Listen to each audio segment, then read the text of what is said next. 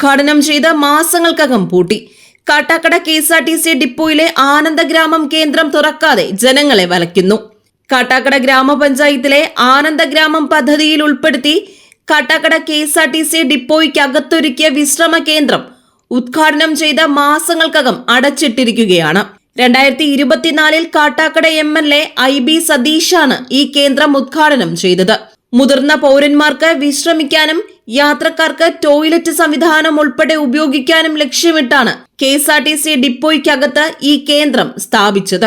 എന്നാൽ കഴിഞ്ഞ ഒരു മാസമായി കേന്ദ്രം പൂർണ്ണമായും അടച്ചിട്ടിരിക്കുകയാണ്.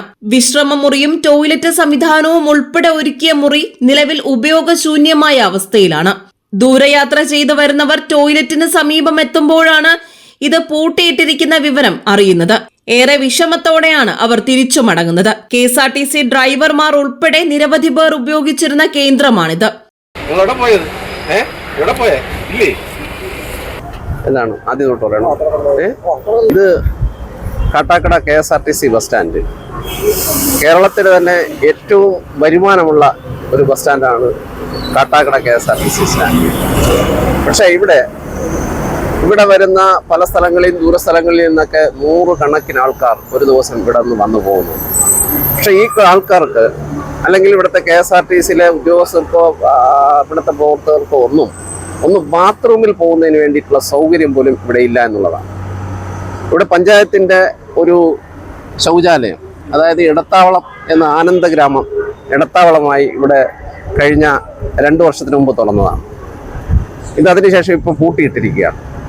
ഇവിടെ വരുന്ന ആൾക്കാർക്ക് ശൗചാലയത്തിൽ പോകണമെങ്കിൽ അതിൻ്റെ പുറകുവശത്ത് പോയി കാര്യം സാധിച്ചിട്ട് വരുന്നതാണ് ഇപ്പോൾ കാണാൻ കഴിയുന്നത്.